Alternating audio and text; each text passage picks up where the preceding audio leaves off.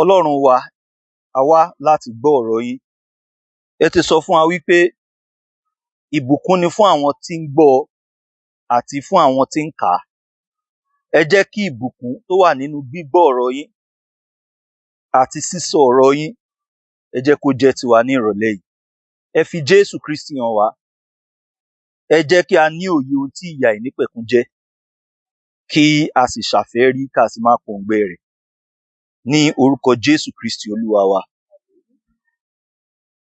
Ọ̀rọ̀ Ọlọ́run ó jẹ́ ọ̀rọ̀ tí Ọlọ́run ti fi ara rẹ̀ hàn. Nítòótọ́, Ọlọ́run fi ara rẹ̀ hàn nínú ìṣẹ̀dá. Ṣùgbọ́n a ò mọ Ọlọ́run bó ṣe yẹ ká mọ̀ ọ́ ní kíkún nínú ìṣẹ̀dá. Nínú ọ̀rọ̀ rẹ̀ ni Ọlọ́run ti fi ara rẹ̀ hàn. Ọ̀rọ̀ tó ní ṣe pẹ̀lú àwọn ohun tá a lè pè ní ìhùwàsí Ọlọ́run, tó ní ṣe pẹ̀lú ohun tá a lè pè ní ọ̀nà ìgbàlà àti bí ènìyàn ṣe lè bá Ọlọ́run rìn. Nínú ọ̀rọ̀ Ọlọ́run ni àgbékọ́ ọ. Lónìí, bí a ó ti máa ṣe ìdánilẹ́kọ̀ọ́ láti inú ọ̀rọ̀ rẹ̀, a ó gbé ẹsẹ̀ àkọ́kọ́ nínú ẹsẹ̀ tí a kà nínú ẹ̀kọ́ kíkà ṣáájú. Òun la fẹ́ gbé yẹ̀wò yẹn, ìwé Jòhánù kínní orí 5 ẹsẹ̀ 13. Òun ni a fẹ́ tẹnumọ́ nínú ìwàásù yìí. Bó tilẹ̀ jẹ́ pé a kà á láti ẹsẹ̀ 13 títí dé ẹsẹ̀ 21, ṣùgbọ́n ibi tí a fẹ́ gbé yẹ̀wò ní pàtó òun ni ẹsẹ̀ 13. Ohun tá a dẹ̀ fẹ́ mú jáde gẹ́gẹ́ bí àkọ́lé nínú ẹsẹ̀ 13 yìí náà ni wípé ìbéèrè ni, òun dẹ̀ ni wípé ǹjẹ́ ìwọ ní ìyè àìnípẹ̀kun? Ǹjẹ́ ìwọ ní ìyè àìnípẹ̀kun? Bó tilẹ̀ jẹ́ wípé kì í ṣe ìbéèrè òun ni Jòhánù fi kọ ọ́ sí àwọn tó kọ ọ́ sí, ṣùgbọ́n àwa fẹ́ nípa kíkà rẹ̀, a fẹ́ bira wa ní ìbéèrè yìí ká lè mọ ohun tí ìdáhùn rẹ̀ jẹ́. Ǹjẹ́ ìwọ ní ìyè àìnípẹ̀kun? Láti bẹ̀rẹ̀ pẹ̀lú ọ̀rọ̀ ìṣáájú mi gùn díẹ̀, ṣùgbọ́n ẹ jẹ́ kí a tẹ́tí sí i, nítorí pé níbẹ̀ la ó ti mọ ọ̀pọ̀lọpọ̀ nǹkan nípa ìdánilẹ́kọ̀ọ́ ti ìrọ̀lẹ́ yìí. Jòhánù tó kọ ìwé yìí, ó jẹ́ ìkan lára àwọn ọmọ ẹ̀yìn 12 ti Jésù Kristi Olúwa àti ìkan lára àwọn àpọ́stélì rẹ̀. Ohun tí Bíbélì fi hàn nípa Jòhánù pàápàá láti inú ìhìnrere Jòhánù. Ìhìnrere Jòhánù, ìhìnrere 4 ló wà nínú Bíbélì: ìhìnrere Jòhánù, ìhìnrere Mátíù, ìhìnrere Máàkù, ìhìnrere Lúùkù. Nínú ìhìnrere tí Jòhánù kọ, ohun tá a fi hàn nípa ẹni tí Jòhánù jẹ́, àti nínú ẹ̀pístélì tó kọ, pàápàá jùlọ ẹ̀pístélì Jòhánù kínní, ẹ̀pístélì 3 òun ni Jòhánù kọ: ẹ̀pístélì Jòhánù kínní, ti ìkejì àti ti ìkẹta. Ṣùgbọ́n èyí tá à ń gbé yẹ̀wò lónìí, tá a ti mú ẹ̀kọ́ wa jáde, òun ni ẹ̀pístélì Jòhánù kínní. Ohun tí Bíbélì fi hàn nípa Jòhánù nínú ìhìnrere tó kọ àti nínú ìwé ẹ̀pístélì Jòhánù kínní yìí, òun ni pé ó ń fẹ́, ìyẹn Jòhánù ń fẹ́ láti fi Jésù hàn gẹ́gẹ́ bí ọmọ Ọlọ́run. Ohun tá a rí kọ́ nìyẹn. Ó ń fẹ́ láti fi Jésù hàn gẹ́gẹ́ bí ọmọ Ọlọ́run, kí àwọn ènìyàn tí wọ́n ń ka ohun tó kọ, kí wọ́n lè gbàgbọ́, kí wọ́n sì lè ní ìyè nípasẹ̀ orúkọ Jésù. A rí ọ̀rọ̀ yìí kà nínú ìwé Jòhánù orí 20, ìwé Jòhánù orí 20 ẹsẹ̀ 29, 20:31. Ṣùgbọ́n wọ̀nyí ni a kọ kí ẹ̀yin kí ó lè gbàgbọ́ pé Jésù ní í ṣe Kristi náà, ọmọ Ọlọ́run, àti nígbàgbọ́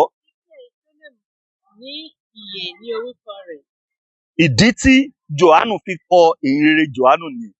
Ó ní àwọn nǹkan wọ̀nyí la kọ kẹ́ ẹ lè mọ̀ wípé Jésù Kristi òun ni ọmọ Ọlọ́run, àti wípé kí ẹ̀yin lè ní ìyè nípasẹ̀ kí ni o, orúkọ rẹ̀.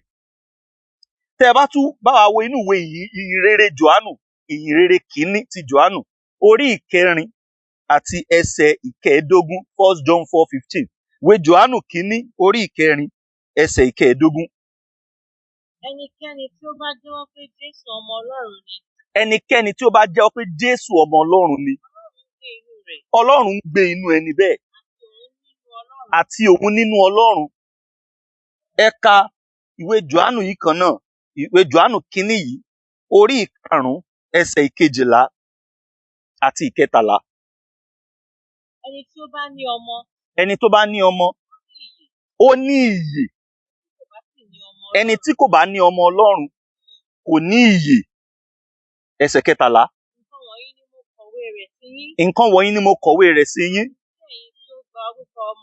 Ẹ̀yin tó gba orúkọ ọmọ Ọlọ́run gbọ́, kí ẹ lè mọ̀ wípé ẹ̀yin ní ìyè àìnípẹ̀kun. Àní fún ẹ̀yin tó gba orúkọ Ọlọ́run gbọ́. Ẹ tún ka ẹsẹ̀ 20, ibi tẹ́ ẹ kà yẹn, ẹsẹ̀ 20 ẹ̀. Àwa sì mọ̀ pé ọmọ Ọlọ́run dé. Ó fi òye fún wa. Ká lè mọ ẹni tí ń ṣe òtítọ́. À ń bẹ nínú ẹni tí ń ṣe òtítọ́. Nínú ọmọ rẹ̀ Jésù Kristi. Eléyìí òun ni Ọlọ́run òtítọ́ àti ìyè àìnípẹ̀kun. Ohun gbogbo tí Jòhánù fẹ́ fi hàn, òun ni wípé ó fẹ́ kí àwọn ènìyàn kí wọ́n rí wípé tá a bá ń sọ̀rọ̀ ọmọ Ọlọ́run, à ń sọ̀rọ̀ ìyè àìnípẹ̀kun ni. Ọmọ Ọlọ́run àti ìyè àìnípẹ̀kun, a ò lè yà wọ́n yára wọn. Nígbà tó dé ẹsẹ̀ 20 yẹn, ó pe ọmọ náà, kì í ṣe pé tá a bá gbàgbọ́ nìkan, gẹ́gẹ́ bí ohun tá a ti kà ṣáájú nínú ọmọ rẹ̀ wípé a ó ní ìyè àìnípẹ̀kun. Yàtọ̀ sí yẹn, ó pe ọmọ Ọlọ́run yìí, ó pè é ní ìyè àìnípẹ̀kun. Ó ní òun ni Ọlọ́run òtítọ́ àti ìyè àìnípẹ̀kun. Nínú ayé tá a wà yìí tí kò ní ìrètí, èyí tí àwọn olùgbé rẹ̀ kò ní ayọ̀ tó pẹ́ títí, tí àwọn ènìyàn bẹ̀rù ikú, tí ọ̀pọ̀lọpọ̀ àwọn èèyàn sì ń kú, tí wọ́n sì ń kú sí ipò àìnírètí nítorí wọn ò mọ ohun tí yóò ti ẹ̀yìn ikú jáde. Nínú irú ayé bẹ́ẹ̀ ni a ti kéde ìròyìn ìyè àìnípẹ̀kun yìí. Nínú ayé tí a kò sí ìrètí nínú ẹ̀, nínú ayé tó jẹ́ pé ẹ̀rù ikú ń ba àwọn ènìyàn ò mọ ohun tó máa tẹ̀yìn ikú jáde. Nínú ayé tó jẹ́ wípé àwọn èèyàn ò mọ ohun tó máa ṣẹlẹ̀ nígbà tójú wọn bá padé. Nínú irú ayé bẹ́ẹ̀ láti kéde ìyè àìnípẹ̀kun, láti jẹ́ kẹ́ ẹ mọ̀ wípé ẹ̀rù ikú ń ba àwọn èèyàn gidigidi. Àwọn èèyàn kì í fẹ́ kú nítorí pé wọ́n rò pé ayé yìí náà ni gbogbo nǹkan pín sí. Àwọn kan tiẹ̀ ti dáṣà wípé tá a bá ti kú ó dẹ̀ parí, pé kò sí nǹkan míì mọ́ lẹ́yìn ikú, pé ayé yìí náà ni, pé tó bá dẹ̀ ti tán, ká lò ó bó ṣe wù wá, tá a bá dẹ̀ ti lò ó tán, a mọ̀ pé ó pin síbẹ̀. Bíbélì ò sọ pé ó pin bẹ́ẹ̀. Bíbélì jẹ́ ká mọ̀ nínú ìwé Hébérù orí 9 ẹsẹ̀ 17 wípé a sì ti kọ̀wé rẹ̀ lẹ́ẹ̀kan pé kí ènìyàn kó kú, ṣùgbọ́n lẹ́yìn rẹ̀ kí ni o? Ìdájọ́ ni. Ìyẹn túmọ̀ sí wípé pé ayé yìí kọ́ ni òpin ohun gbogbo. Ayé yìí jẹ́ ilẹ̀kùn sí ayé ibòmíì. Ibòmíì tá ẹ̀ ń sọ yìí, ó lè jẹ́ ìyè àìnípẹ̀kun tá a yànnàná lónìí, tàbí ikú, tàbí ìjìyà ayérayé. Jòhánù tó kọ̀wé yìí fúnra rẹ̀, ó jẹ́rìí sí ìyè àìnípẹ̀kun. Ní ìbẹ̀rẹ̀ ìwé yìí, báyìí ló ṣe jẹ́rìí ẹ̀ nínú ìwé Jòhánù kínní orí 1 ẹsẹ̀ 1 sí 2. Èyí tí ó wà ní àtètè kọ́kọ́ ṣe, tí àwa ti gbọ́, tí àwa ti fi ojú wa rí, tí àwa sì ti tẹjú mọ́, tí ọwọ́ wa ti dì mú ní ti ọ̀rọ̀ ìyè. Ìyè náà sì ti farahàn, àwa sì ti rí i, àwa sì ń jẹ́rìí, àwa sì ń sọ ti ìyè àìnípẹ̀kun náà fún yín, tí ó ti ń bẹ lọ́dọ̀ Bàbá, ó sì ti farahàn fún wa. Nínú ẹsẹ̀ Bíbélì yìí, ìyẹn Jòhánù kínní orí 1 ẹsẹ̀ 1 sí 2, a rí wípé ìyè tí à ń sọ̀rọ̀ rẹ̀ yìí, ó jẹ́ èyí tí ó wà lọ́dọ̀ Bàbá, ìyẹn Ọlọ́run Bàbá. Ìyè náà sì farahàn. Ìyè yìí ni Jòhánù àti àwọn àpọ́stélì, ẹ wo bó ṣe sọ̀rọ̀. Ó ní àwa àwa ìyẹn túmọ̀ sí pé kì í ṣe Jòhánù nìkan ló ń jẹ́rìí sí, kì í ṣe Jòhánù nìkan ló dì í mú, kì í ṣe Jòhánù nìkan ló ṣe kíni o ló ń sọ nípa ti ìyà ìnípẹ̀kun yìí. Ìyẹn túmọ̀ sí pé Jòhánù àti àwọn tó jẹ́ ẹlẹ́rìí bíi tiẹ̀ ní àwọn àpọ́stélì tó kù bíi Pétérù, bíi Tọ́mọ́sì, bíi Jákọ́bù àti àwọn tó kù, àti Pọ́ọ̀lù náà bí ẹni tí a bí ní ẹ̀yìn àkókò, òun náà jẹ́rìí sí àwọn nǹkan nítorí pé ó ṣẹlẹ́rìí Kristi, torí pé ó rí Kristi tó jíǹde. Ohun tá à ń sọ ni wípé, ohun tí Jòhánù ń sọ níbí ni wípé kò ń ṣòun nìkan, ṣùgbọ́n òun àti àwọn àpọ́stélì tó kù wọ́n rí. Ìyè tó ń sọ ni pé òun àti àwọn àpọ́stélì tó kù tí wọ́n rí, tí wọ́n gbọ́, tí wọ́n dì mú, tí wọ́n jẹ́rìí nípa àní ìyà ìnípẹ̀kun. Dìmú ń bẹ̀ dí kéèyàn di nǹkan mú gangan ló ń sọ. Ó ń sọ nípa kán fọwọ́ kan nǹkan ká jẹ́rìí sí wípé nǹkan yìí tòótọ́ ni, pé kì í ṣe pé ojú wa ń lọ́ tàbí à ń rí báibái, pé nǹkan tá à ń sọ yìí a rí i ni. Torí àwọn kan ń dáṣà, lára ìdí tí Jòhánù fi kọ̀wé yìí a ó rí wípé lára wọn ni wípé àwọn kan wọ́n ń da àwọn ènìyàn yìí láàmú nípasẹ̀ ẹ̀kọ́ àjèjì. Lára àwọn ẹ̀kọ́ àjèjì tí wọ́n dẹ̀ ń kọ́ ni wípé ohunkóhun tó bá ní ṣe pẹ̀lú ara ibi ni. Nítorí pé ó jẹ́ ibi, Ọlọ́run ò lè ní ń ṣe pẹ̀lú ẹ̀. Nípa bẹ́ẹ̀, tí Jésù bá jẹ́ Ọlọ́run lóòótọ́, kò yẹ kó ní ara, nítorí pé ibi ni ara. Ọlọ́run àti ibi kì í dẹ̀ pàdé pọ̀, wọn kì í wà pọ̀. Ẹ̀kọ́ àjèjì àti ẹ̀kọ́ tí kì í ṣe ẹ̀kọ́ tó yè kooro tí àwọn olùkọ́ni yìí ń kọ́ nìyẹn. Ṣùgbọ́n ní ìdáhùn sí wọn láti pa wọ́n lẹ́nu mọ́, Jòhánù kọ ìwé yìí lára ìdí tó fi kọ nìyẹn, láti pa wọ́n lẹ́nu mọ́, láti jẹ́ kó mọ̀ wípé ọ̀rọ̀ ìyè tá à ń sọ yìí tó wà lọ́dọ̀ bàbá tó farahàn yìí, àwa dì í mú. A dì í mú, èèyàn ni, ó ní ara bíi tiwa, a dì í mú, àfojúrí, a dẹ̀ ń jẹ́rìí nípa rẹ̀, tí ìyà ìnípẹ̀kun à ń jẹ́rìí nípa rẹ̀. Jòhánù pè é ní ọ̀rọ̀ ìyè. Ìyè náà sì ti farahàn, àwa sì ti rí, àwa sì ń jẹ́rìí, àwa sì ń sọ ti ìyà ìnípẹ̀kun náà fún yín tí ó ti ń bẹ lọ́dọ̀ bàbá tí ó sì farahàn. Ibi tí mo kà yìí, òun ní ìwé Jòhánù kìíní orí 18, John 1:18. Pé ìyè yìí, àìnípẹ̀kun náà, tá a sọ fún yín yìí, ó ń bẹ lọ́dọ̀ bàbá. Kò sẹ́ni tó rí bàbá rí, ṣùgbọ́n ọmọ bíbí kan ṣoṣo tó wà nínú okùn àyà rẹ̀, ó ti fi hàn. Ó ti fi hàn. Ọ̀rọ̀ yìí tá a bá gbé kẹ̀gbẹ́kẹ̀gbẹ́ pẹ̀lú ìwé Jòhánù kìíní orí 1 ẹsẹ̀ 1 sí 2, ẹ rí i pé wọ́n ṣe kíni o, wọ́n jọra wọn. Ìwé Jòhánù kìíní orí 18, ó jẹ́ kí a mọ̀ wípé Jésù ló wà lọ́dọ̀ bàbá tó dẹ̀ farahàn. Ìyẹn túmọ̀ sí pé Jésù Kristi, ọ̀rọ̀ ìyè tó wà lọ́dọ̀ bàbá, ọmọ bíbí kan ṣoṣo tí ń bẹ ní okùn àyà bàbá, òun ló farahàn. Ó farahàn túmọ̀ sí pé ó di ènìyàn, a sì ń wo ògo rẹ̀ bíi ti ọmọ bíbí kan ṣoṣo Olúwa. Ó farahàn. Jòhánù tún fi ìdí òtítọ́ yìí múlẹ̀ sí i nígbà tí ó wí pé, òun ni a kà ṣáájú lẹ́ẹ̀kan yẹn, inú ìwé Jòhánù kìíní orí 5 ẹsẹ̀ 20, ó ní, àwa sì mọ̀ pé ọmọ Ọlọ́run dé, ó sì fi òye fún wa, kí àwa kí ó lè mọ ẹni tí í ṣe òtítọ́.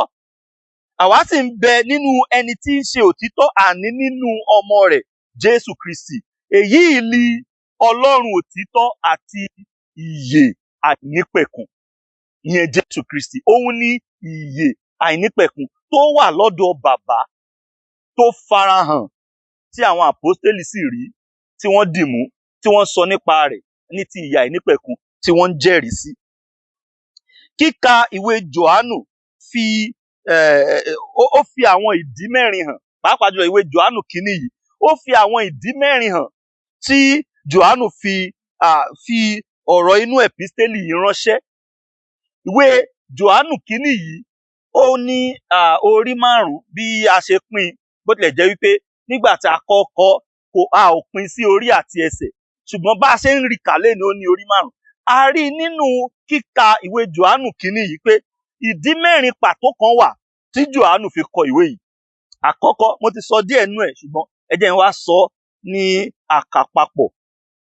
Lákọ̀ọ́kọ́, ó fi ìwé yìí ránṣẹ́. Ìdí tí ó fi ránṣẹ́ lákọ̀ọ́kọ́ ni pé ó fi ránṣẹ́ láti jẹ́ kí ayọ̀ àwọn òǹkà rẹ̀, àwọn tó ń kà á, kí ayọ̀ wọn di kúnkún. Ẹ gbọ́ bó ṣe sọ nínú ìwé Jòhánù orí ìkíní ẹsẹ̀ ìkẹrin. Jòhánù kíní orí ìkíní ẹsẹ̀ ìkẹrin. Ó ní, àwa sì kọ̀wé nǹkan wọ̀nyí sí yín kí ayọ̀ yín lè di kíkún. Ìdí àkọ́kọ́ nìyẹn, kí ayọ̀ yín kó lè ṣe kíni o, kó lè di kíkún. Àkọ́kọ́ nìyẹn. Ìdí kejì rèé, nínú ìwé Jòhánù orí ìkíní, ìwé Jòhánù kíní orí ìkejì ẹsẹ̀ ìkíní, ó ní pé ó fi ìwé yìí ránṣẹ́ sí wọn kí wọ́n lè má bàa dẹ́ṣẹ̀. Kí wọ́n má bàa dẹ́ṣẹ̀. Ẹ gbọ́ bó ṣe sọ, ó ní, ẹ̀yin ọmọ mi, ìwé nǹkan wọ̀nyí ni mo kọ sí yín kí ẹ má bàa dẹ́ṣẹ̀. Tẹ́rí ìdí tó ṣe ń kọ àwọn tó fi kọ̀wé yìí. Ìwé nǹkan wọ̀nyí ni mo kọ sí yín kí ẹ má bàa dẹ́ṣẹ̀. Ìkẹta, ó fi ìwé yìí ránṣẹ́ láti dáàbò bò wọ́n, mo sọ ilé ìṣáájú lẹ́ẹ̀kan, láti dáàbò bò wọ́n lọ́wọ́ àwọn wòlíì èké tàbí àwọn olùkọ́ni èké. Nǹkan wọ̀nyí ni mo kọ̀wé sí yín ní ti àwọn tí ń tàn yín jẹ. Ìwé Jòhánù kíní orí ìkejì ẹsẹ̀ ìkẹrìndínlọ́gbọ̀n, òun ni mo kà yẹn. Nǹkan wọ̀nyí ni mo kọ̀wé sí yín ní ti àwọn tí ń tàn yín jẹ. Ìkẹrin, ìdí kẹrin, ó fi ìwé ìránṣẹ́ láti fún àwọn olùgbọ́ rẹ̀ ní àrídájú ìgbàlà. Láti fún wọn ní àrídájú ìgbàlà. Wípé kọ́ lè mọ̀ wípé wọ́n ní ìgbàlà, wọ́n ní ìyè àìnípẹ̀kun. Ìdí kẹrin yìí, òun ni ìdánilẹ́kọ̀ọ́ wa ní ìrọ̀lẹ́ ìdálé lórí. Ẹ jẹ́ n kà sí wa létí lẹ́ẹ̀kan sí.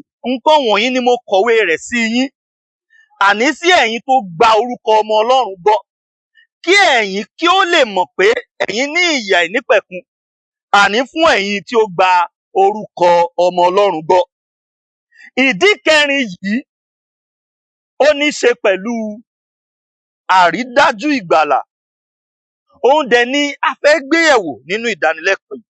Tá a bá wo ohun tí Jòhánù kọ nínú ẹsẹ̀ ìkẹtàlá orí karùn-ún Jòhánù kíní yìí, ohun àkọ́kọ́ tá ó rí ni wípé ipò àwọn tí ó kọ ìwé yìí sí, ipò tí wọ́n wà, ipò àwọn tó kọ̀wé yìí sí. Ẹgbọ́n tó sọ, ó ní nǹkan wọ̀nyí ni mo kọ̀wé rẹ̀ sí yín, àní sí ẹ̀yin tó gba orúkọ ọmọ Ọlọ́run gbọ́. Ohun àkọ́kọ́ nìyẹn. Àwọn tí a kọ̀wé yìí sí, ipò tí wọ́n wà ní wípé wọ́n jẹ́ àwọn tó gba orúkọ ọmọ Ọlọ́run gbọ́. Ìyẹn túmọ̀ sí pé onígbàgbọ́ ni wọ́n. Onígbàgbọ́ ni wọ́n. Kì í ṣe gbogbo ènìyàn ló kọ̀wé yìí sí. Ṣùgbọ́n àwọn onígbàgbọ́, àwọn tó gba Jésù Kristi gbọ́, tí wọ́n gba orúkọ ọmọ Ọlọ́run gbọ́, àwọn ni ó kọ̀wé yìí sí.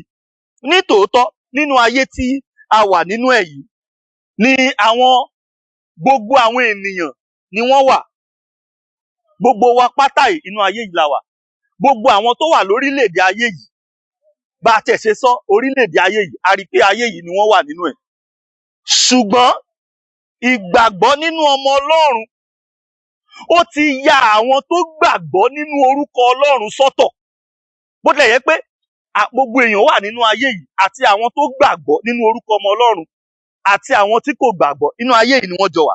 Ṣùgbọ́n ìgbàgbọ́ wọn nínú ọmọ Ọlọ́run, ó ti yà wọ́n yàtọ̀ sí àwọn tí wọ́n jọ wà nínú ayé yìí tí wọn ò gba orúkọ ọmọ Ọlọ́run gbọ́. Kí ni ìgbàgbọ́ nínú orúkọ ọmọ Ọlọ́run túmọ̀ sí? Ó yẹ ká bira wa léèrè. Kí ni ìgbàgbọ́ nínú orúkọ ọmọ Ọlọ́run túmọ̀ sí? Mo fi yé wa wípé ó túmọ̀ sí ìgbàgbọ́ nínú Jésù Kristi, nítorí Jésù Kristi ni ọmọ Ọlọ́run. Ó túmọ̀ sí ìgbàgbọ́ nínú Jésù Kristi gẹ́gẹ́ bí ohun tí ó pe ara rẹ̀. Kí ni Jésù pe ara rẹ̀? Ó pe ara rẹ̀ ní kí ni o? Ọmọ Ọlọ́run. A dẹ̀ gbàgbọ́ bẹ́ẹ̀ wípé ọmọ Ọlọ́run ni. Ohun tá à ń pè ní ìgbàgbọ́ nínú Jésù Kristi. Kì í ṣe pé a kàn gbàgbọ́ wípé ó jẹ́ èèyàn tó wá sáyé, bẹ́ẹ̀ kọ́. Ṣùgbọ́n a gbàgbọ́ nípa ohun tó pe ara rẹ̀, wípé ó pe ara rẹ̀ ní kí ni o? Ọmọ Ọlọ́run. A dẹ̀ gbàgbọ́ bẹ́ẹ̀. A gbàgbọ́ bẹ́ẹ̀. Ẹ jẹ́ a tún wò ó síwájú díẹ̀ sí. Ẹ mọ̀ pé ohun tí Jòhánù kọ òun ni wípé ẹ̀yin tí ẹ gbàgbọ́ nínú orúkọ ọmọ Ọlọ́run. Kí ni orúkọ ọmọ Ọlọ́run yìí tí wọ́n gbàgbọ́ nínú rẹ̀? Kí ni orúkọ ọmọ Ọlọ́run yìí tí wọ́n gbàgbọ́ nínú rẹ̀? Ìwé Mátíù orí ìkíní ẹsẹ̀ ìkọkànlélógún, ó jẹ́ ká mọ̀ wípé ìtumọ̀ orúkọ Jésù ni wípé ó wá láti gba àwọn ènìyàn rẹ̀ là kúrò nínú ẹ̀ṣẹ̀ wọn. Ìyẹn túmọ̀ sí pé ohun tí wọ́n gbàgbọ́ nípa gbígbàgbọ́ nínú orúkọ ọmọ Ọlọ́run òun ni pé wọ́n gbàgbọ́ wípé ẹni yìí ni ẹni tó wá gbà wá kúrò nínú ẹ̀ṣẹ̀ wa. Wọ́n gbà yẹn gbọ́ nítorí ìtumọ̀ orúkọ rẹ̀ nìyẹn. Wọ́n gba orúkọ ọmọ Ọlọ́run gbọ́. Nítòótọ́ tán máa ní pé wọ́n gba orúkọ ọmọ Ọlọ́run gbọ́, ohun tó túmọ̀ sí ni wípé wọ́n gba Jésù Kristi gbọ́. Ṣùgbọ́n kí ni a gbàgbọ́ nínú Jésù Kristi? A gbà wípé ọmọ Ọlọ́run ni. A dẹ̀ gbàgbọ́ ohun tí ó pera rẹ̀, ohun tí orúkọ rẹ̀ túmọ̀ sí, àti iṣẹ́ ìránṣẹ́ ohun tó wá ṣe nínú ayé. A gbà àwọn nǹkan tá a gbàgbọ́ nípa rẹ̀ nìyẹn. Ẹni tó bá gba Jésù Kristi gbọ́ tí ò gbàgbọ́ gẹ́gẹ́ bí olùgbàlà kò gbàgbọ́. Ó lè máa fi orúkọ rẹ̀ gbàdúrà. Bíbélì jẹ́ ká mọ̀ nínú ìwé Mátíù orí 7 wípé àwọn kan máa wá lọ́jọ́ wọn á ní pé Olúwa Olúwa. Wọ́n túmọ̀ sí pé wọ́n ń lo orúkọ rẹ̀ ṣùgbọ́n ìyẹn ò túmọ̀ sí pé Jésù mọ̀ wọ́n. Èèyàn lè máa forúkọ ẹ̀ gbàdúrà. Èèyàn lè máa kígbe orúkọ ẹ̀ nígbà tí nǹkan tó bá dẹ́rù pa ọkàn ẹ̀. Ìyẹn ò túmọ̀ sí pé Jésù mọ̀. Ṣùgbọ́n ohun tá à ń sọ níbí báyìí ni pé àwọn ẹni yìí gbàgbọ́ wípé òun ni ẹni tó wá gbà wọ́n kúrò nínú ẹ̀ṣẹ̀ wọn. Wọ́n gba orúkọ ọmọ Ọlọ́run gbọ́. Orúkọ fi Jésù hàn gẹ́gẹ́ bí ẹni tí Ọlọ́run yàn. Lára àwọn ohun tí a pè lé orúkọ Jésù òun ni Mèsáyà, tàbí tá a lè pè ní ẹni àmì òróró Ọlọ́run. Ẹni àmì òróró yìí túmọ̀ sí ẹni tí Ọlọ́run yàn.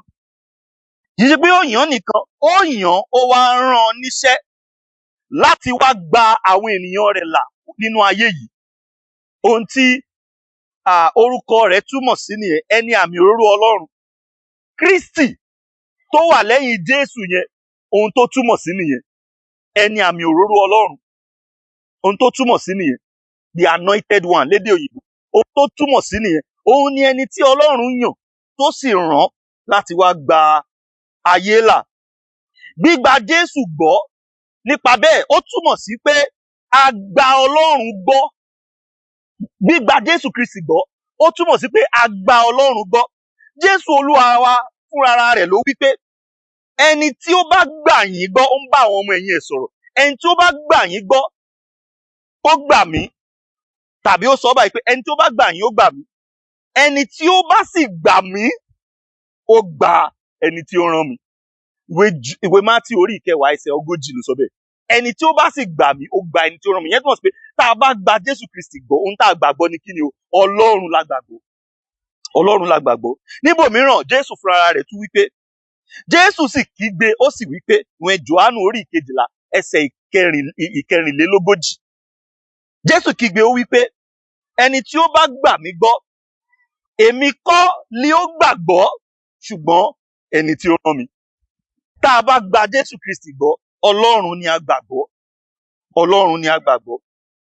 Irú àwọn tó gbà tó sì gbàgbọ́ nínú orúkọ rẹ̀, ẹ gbọ́ bí ṣe sọ o. Irú àwọn tó gbà tó sì gbàgbọ́ nínú orúkọ rẹ̀ lédè òyìnbó, those who receive and believe him. Irú àwọn tó gbà tó sì gbàgbọ́ nínú orúkọ rẹ̀ ni a fi agbára fún, gẹ́gẹ́ bí ìwé Jòhánù orí 1 ẹsẹ̀ 2 láti sọ, ni a fi agbára fún láti ṣe kíni o? Láti di ọmọ Ọlọ́run. Òun ni la fi agbára fún láti di ọmọ Ọlọ́run. Ẹ jẹ́ n bi wá ní ìbéèrè. Ǹjẹ́ ipò yìí ló wà bí? Ǹjẹ́ o ti gba Jésù gẹ́gẹ́ bí Olúwa àti olùgbàlà rẹ? Ǹjẹ́ ó dá ọ lójú? Nítorí pé ibi kejì tá à ń lọ nìyẹn. Ǹjẹ́ ó dá ọ lójú? Ìdí kẹrin tá a rí nínú ìwé Jòhánù kìíní tí Jòhánù fi ń kọ̀wé yìí, ó ní láti fẹ́ mọ̀, láti jẹ́ kí àwọn olùkọ́ òǹkà rẹ̀, àwọn tó kọ̀wé yìí sí, àwọn tó gbàgbọ́ wípé ọmọ Ọlọ́run ni wọ́n tòótọ́, nítorí pé àwọn èdè bí èdè ẹni tó nífẹ̀ẹ́ ènìyàn dénúdénú ní àwọn èdè tó jẹyọ nínú ìwé Jòhánù kìíní yìí, bí kó máa pè wọ́n ní ẹ̀yin ọmọ mi.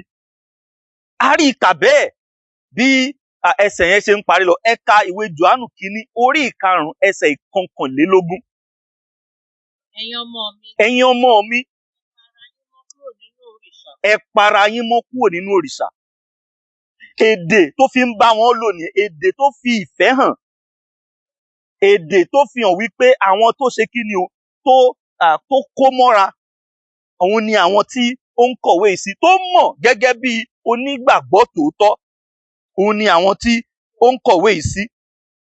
Ó wá fẹ́ kán mọ̀ wípé wọ́n ní ìyè àìnípẹ̀kun. Ó fẹ́ kán mọ̀. Ẹ gbọ́ bí n ṣe parí gbólóhùn tí mo sọ kẹ́yìn. Mo ní ǹjẹ́ o ti gba Jésù gẹ́gẹ́ bí Olúwa àti Olùgbàlà rẹ bí? Ǹjẹ́ ó dá ọ lójú?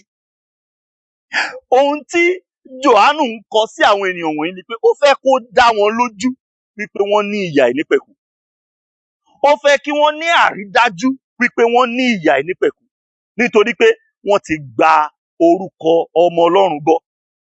Nípa bẹ́ẹ̀, wọ́n ti gba Ọlọ́run gbọ́. Nípa bẹ́ẹ̀, wọ́n ti di ọmọ Ọlọ́run.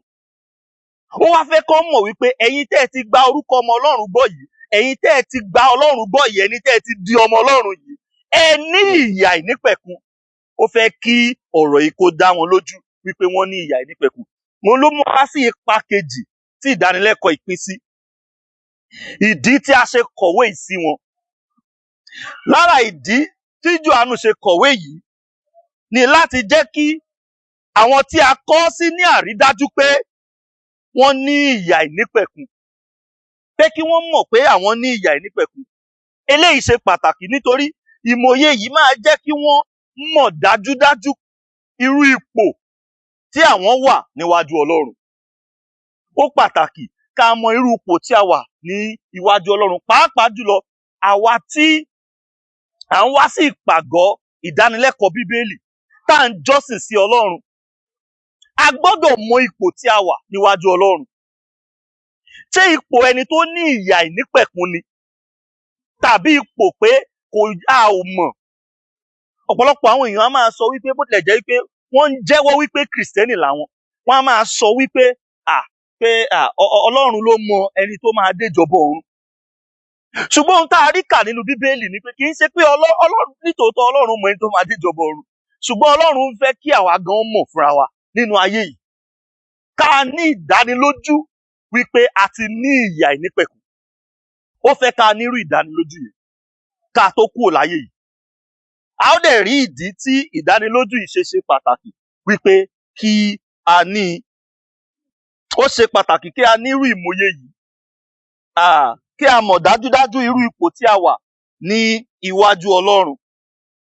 Kí a mọ̀ wípé nítòótọ́ ọmọ Ọlọ́run ni àwa ń ṣe, ìyẹn tá a bá ti gbàgbọ́ nínú orúkọ ọmọ Ọlọ́run, tí a sì gbàgbọ́ nínú Ọlọ́run, tí a sì ti di ọmọ Ọlọ́run.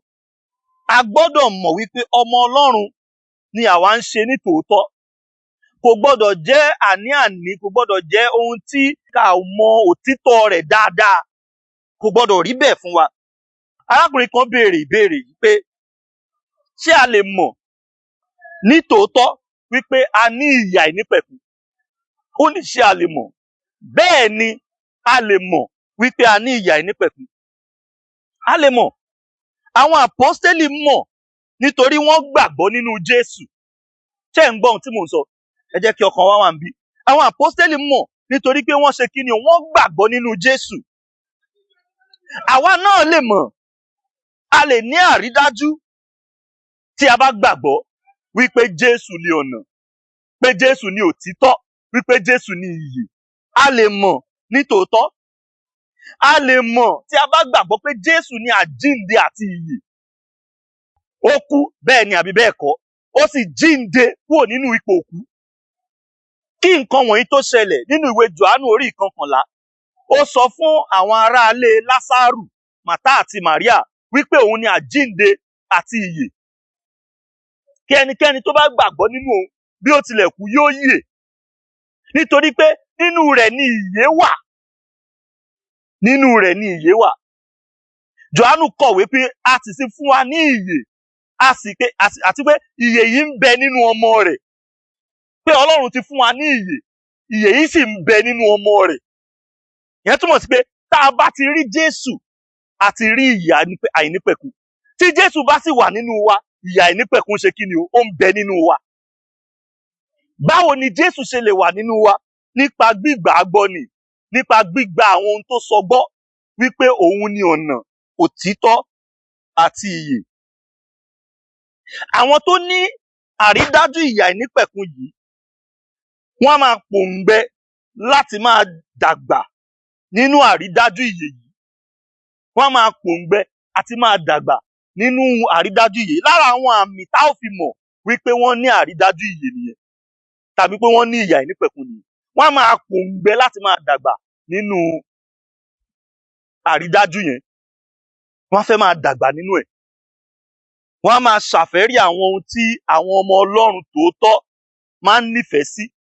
Wọ́n á máa ṣàfẹ́rí ẹ̀, bí ọ̀rọ̀ Ọlọ́run, bí àdúrà àti ìdàgbàsókè nínú ẹ̀mí.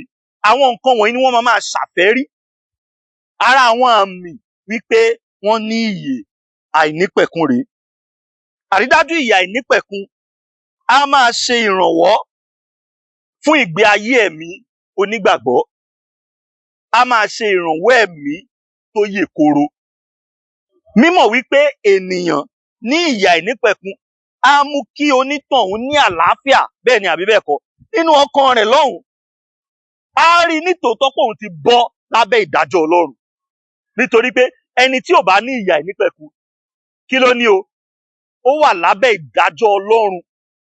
Ohun tí ẹni yẹn ó wà lábẹ́ ìdájọ́ Ọlọ́run. Ẹni tí ò bá ti ní ìyè àìnípẹ̀kun, ó wà ní abẹ́ ìdájọ́ Ọlọ́run.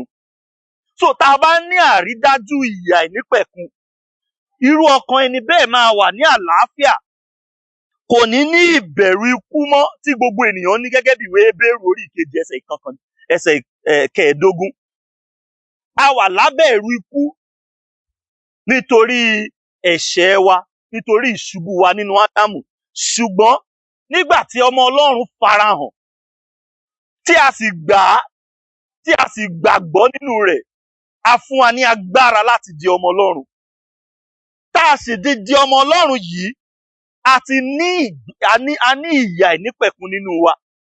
Ìyè àìnípẹ̀kun yìí á wá mú kí ẹ̀rù ikú yìí, tí a ti wà lábẹ́ àjàgà rẹ̀ ní gbogbo ayé wa, á mú kúrò. Á fún wa ní àlàáfíà ọkàn. Kò sí ohun tí a lè fi àlàáfíà yìí wé. Irú ẹni bẹ́ẹ̀ á rí i wípé nítòótọ́ òun ti rékọjá kúrò nínú ikú sí ìyè. Nítorí pé ẹ̀rù ikú, òun ni gbogbo ènìyàn wà lábẹ́ rẹ̀ tẹ́lẹ̀. Ṣùgbọ́n ẹnikẹ́ni tó bá ti gbà, tó dẹ̀ sì gbàgbọ́ nínú ọmọ Ọlọ́run yìí, tó ti ní ìyè àìnípẹ̀kun yìí, irú ẹni bẹ́ẹ̀ á rí i wípé òun ti rékọjá kúrò nínú ikú. Á rí i wípé ikú òun kì í ṣe òpin nínú ayé yìí mọ́. Nítorí bẹ́ẹ̀ kò ní máa bẹ̀rù ikú. Dípò ìpòrúurú ọkàn tó dé bá gbogbo ènìyàn nígbà tí mò ń sọ̀rọ̀ ìbẹ̀rẹ̀ lẹ́ẹ̀kan, ìpòrúurú ọkàn tó dé bá gbogbo ènìyàn nítorí ìbẹ̀rù ikú yìí, irú ẹni bẹ́ẹ̀ á rí i dájúdájú pé òun ti rékọjá láti inú irú ikú tí gbogbo ìran ènìyàn wà lábẹ́ ìbẹ̀rù rẹ̀ yìí. Òun ti rékọjá sínú ìyè. So ó pàtàkì, ọ̀ranyàn ni wípé ká ní àrídájú ìyè àìnípẹ̀kun. A gbọ́dọ̀ máa bira wa léèrè wípé, ǹjẹ́ mo ní ìyè àìnípẹ̀kun yìí? Kàn ṣe nítorí pé mò ń wá sí ilé ìjọsìn tàbí mò ń gbọ́ ọ̀rọ̀ Ọlọ́run. Ṣùgbọ́n ṣé ọ̀rọ̀ Ọlọ́run yìí, ṣé ó jẹ́ ohun tí mo ti gbàgbọ́? Ṣé mo ti gba ọmọ Ọlọ́run gbọ́, ọmọ Ọlọ́run tí à ń polongo, tá à ń sọ̀rọ̀ nípa tirẹ̀ nínú àwọn ìwàásù ìrere yìí? Ṣé mo ti gbà á? Nípa bẹ́ẹ̀, ṣé mo ti ní ìyè àìnípẹ̀kun? A rékọjá kúrò nínú ikú sínú ìyè. Kì í ṣe nítorí pé alágbára, ṣùgbọ́n nítorí a gba orúkọ ọmọ Ọlọ́run gbọ́ ni o. Nípa bẹ́ẹ̀ la ó ṣe rékọjá kúrò nínú ikú sí ìyè. Ẹ ó rí wípé ní àwọn ibì kan wọ́n á ní ìyè, níbì kan wọ́n á ní ìyè àìnípẹ̀kun. Ìkọ̀kan náà ni wọ́n ń sọ. Jẹ́ n bi ọ́ lẹ́ẹ̀kan sí, ṣé o ti gba orúkọ ọmọ Ọlọ́run gbọ́ bí? Tó o bá ti gbà á gbọ́, ìyẹn túmọ̀ sí pé ìyè àìnípẹ̀kun ti jẹ́ tirẹ̀. Ṣùgbọ́n bí bẹ́ẹ̀ kọ́, ikú ayérayé ló ń dúró dè ọ́. Bíbélì sọ nínú ìwé Róòmù orí 6 ẹsẹ̀ 23 wípé ikú lèrè ẹ̀ṣẹ̀, ṣùgbọ́n ẹ̀bùn ọ̀fẹ́ òun ni kí ni o? Nítorí ikú ni èrè Ikú ni èrè ẹ̀ṣẹ̀. ṣùgbọ́n ẹ̀bùn ọ̀fẹ́ Ọlọ́run ẹ̀bùn ọ̀fẹ́ Ọlọ́run ní ìyè tí kò nípẹ̀kun. Ìyè àìnípẹ̀kun náà sì ń sọ̀rọ̀ rẹ̀. Ìdàkejì ẹ̀ ní kí ni o? Ikú tó dẹ̀ ń sọ ń bẹ̀, ikú ayérayé ni. Kì í kàn ṣe ikú ara, ṣùgbọ́n ikú ayérayé nínú ọ̀run àpáàdì. Ṣé ẹ rántí ẹsẹ̀ Bíbélì yìí? A máa ń sábà kà á. Mo lérò wípé a mọ ohun tó túmọ̀ sí. Ìwé Jòhánù, Jésù fúnra rẹ̀ ló sọ bẹ́ẹ̀. Orí 3 ẹsẹ̀ 16. Nítorí Ọlọ́run fi aráyé tó bẹ́ẹ̀ gẹ́, tí ó fi ọmọ bíbí rẹ̀ kan ṣoṣo fúnni, kí ẹnikẹ́ni tí ó bá gbà á gbọ́, kí ó má baà ṣègbé, ṣùgbọ́n kí ó lè ní ìyè àìnípẹ̀kun. Ìyè àìnípẹ̀kun. Nípa gbígba ọmọ Ọlọ́run gbọ́, la ó ṣe ní ìyè àìnípẹ̀kun. Tá a bá gbà á gbọ́, kí ni ó máa dà fún wa? Ìṣègbé. Ìṣègbé yìí náà ni ikú ayérayé. Kó má baà ṣègbé, ṣùgbọ́n kí ó lè ní ìyè àìnípẹ̀kun.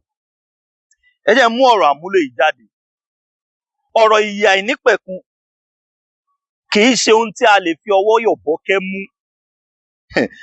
Ohun tí ó ń ran ìgbé ayé àwọn tó gba ọmọ Ọlọ́run ni. Ṣé ẹ gbọ́ nǹkan tí mo sọ?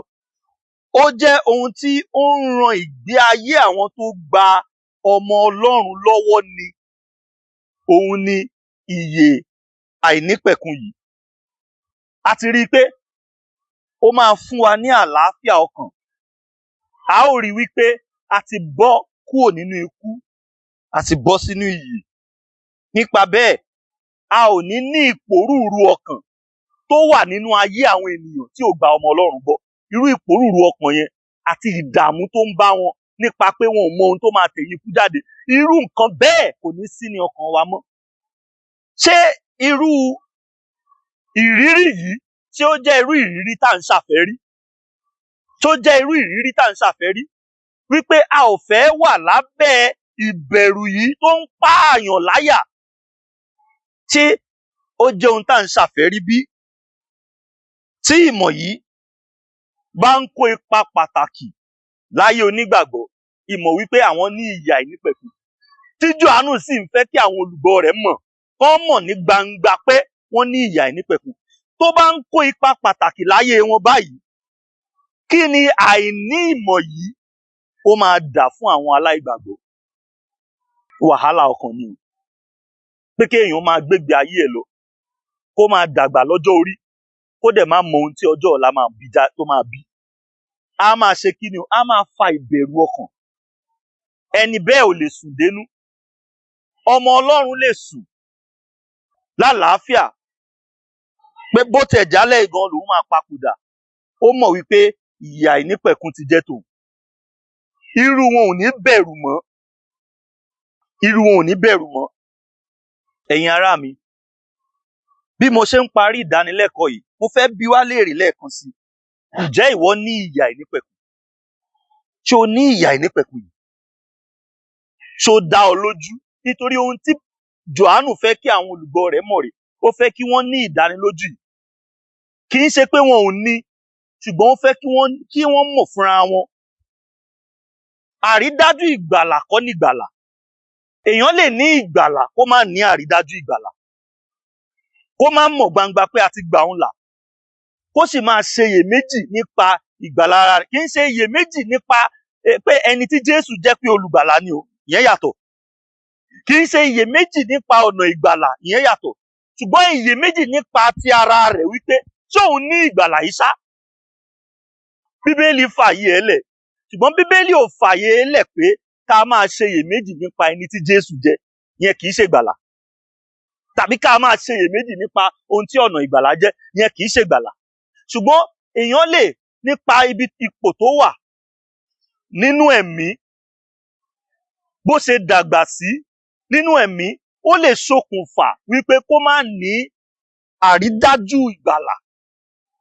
Nípa bẹ́ẹ̀, irú ẹni bẹ́ẹ̀ ó nílò ìmọ̀ sí láti dàgbà nínú ìmọ̀. Nípa dídàgbà sí nínú ìmọ̀, nípa dídàgbà sí nínú ẹ̀mí, àwọn nǹkan wọ̀nyí á máa bí àrídájú ìgbàlà nínú ayé ẹni. Ló ṣe fà á, àǹfààní ńlá la máa ṣe fúnra wa tí a bá mú ọ̀rọ̀ ìdàgbàsókè nínú ẹ̀mí lókùnkúndùn láti máa lépa Ọlọ́run. Ẹ ó rí i pé nípa bẹ́ẹ̀ a ó máa ṣe kí ni o, a ó máa ní ìbàlẹ̀ ọkàn sí nínú ìgbàlà tí Ọlọ́run ti fi fún wa nínú Jésù Kristi. Ohun tí Jòhánù fi kọ̀wé yìí nìyẹn, láti jẹ́ kí wọ́n mọ̀ àwọn tí wọ́n gba orúkọ ọmọ Ọlọ́run gbọ́.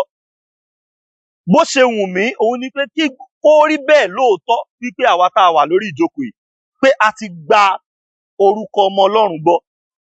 Nítorí pé ẹ rántí wípé àwọn tí a kọ̀wé yìí sí kì í ṣe gbogbo ènìyàn, ṣùgbọ́n àwọn onígbàgbọ́ nìkan la kọ sí. Àwọn tó gba orúkọ ọmọ Ọlọ́run gbọ́, òun ni a kọ sí. A dẹ̀ rí tó ìtumọ̀ nǹkan yẹn jẹ́ pé èèyàn gba orúkọ ọmọ Ọlọ́run gbọ́. Ohun tó túmọ̀ sí ni wípé ẹni yẹn gba ẹni tó rán Kristi gbọ́, ó gba Ọlọ́run gbọ́, àti pé ẹni yẹn ti di ọmọ Ọlọ́run, àti fi agbára fún láti di ọmọ Ọlọ́run. Àmín. Ẹ jẹ́ kí a gbàdúrà.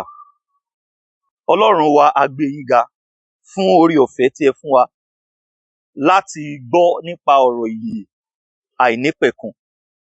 A rí nínú ọ̀rọ̀ yìí wípé àwọn tí a kọ̀wé yìí sí wọ́n jẹ́ onígbàgbọ́, àwọn tó ti gba orúkọ ọmọ Ọlọ́run gbọ́.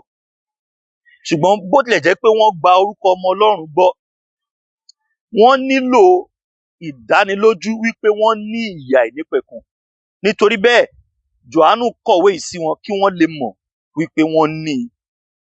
Ó ṣeé ṣe kí ìdánilójú ìyè àìnípẹ̀kun yìí kó má jẹ́ ohun tí ó ti dúró déédéé nínú ọkàn wa. Àwọn tó wà nírú ipò bẹ́ẹ̀, Olúwa, a béèrè fún ìrànwọ́ yín kí ẹ lè ràn wọ́n lọ́wọ́ láti mọ̀ àti láti dàgbà nínú ẹ̀mí, láti ní àrídájú ìgbàlà àti àrídájú ìyè àìnípẹ̀kun. Àwọn tí wọn ò tíì mọ̀ yín, bó tilẹ̀ jẹ́ pé àwọn nǹkan wọ̀nyí bí wọ́n ṣe ń gbọ́ ó ń fa ọgbẹ́ ọkàn, ṣùgbọ́n ọgbẹ́ ọkàn ò tó nǹkan bí kò ṣe wípé kí a ronúpìwàdà ká a sì gbàgbọ́ nínú Jésù Kristi. Ọgbẹ́ ọkàn tó jẹ́ ti ọ̀dọ̀ Ọlọ́run wá, irú ẹ̀ ló ń tọpinpin ẹni sí ìgbàlà. Irú ẹ̀ la béèrè fún gbogbo olùgbọ́ ọ̀rọ̀ yìí, wípé kí wọ́n lè wá Ọlọ́run, kí wọ́n sì lè di ọmọ Ọlọ́run nítòótọ́ nípasẹ̀ gbígbọ́ ìhìnrere àti nípasẹ̀ ìpòrúurú ọkàn wọn. Jẹ́ kí ẹ lò ó láti fà wọ́n wá sí ọ̀dọ̀ yín níbi tí ìyè gbé ń bẹ nínú Kristi. Ẹ ṣé Ọlọ́run wa. Ní ìtókù lọ́jọ́ òní, a fi lé yín lọ́wọ́ àti ọ̀sẹ̀ yìí, wípé kí ojú yín kó máa bá wa lọ, wípé kí ẹ máa ṣamọ̀nà wa, kí a lè máa rìn nínú ọ̀nà ìgbàlà tí ẹ ti làálẹ̀ nípasẹ̀ Jésù Kristi. A gbàdúrà yìí ní orúkọ Jésù Kristi Olúwa wa. Àmín.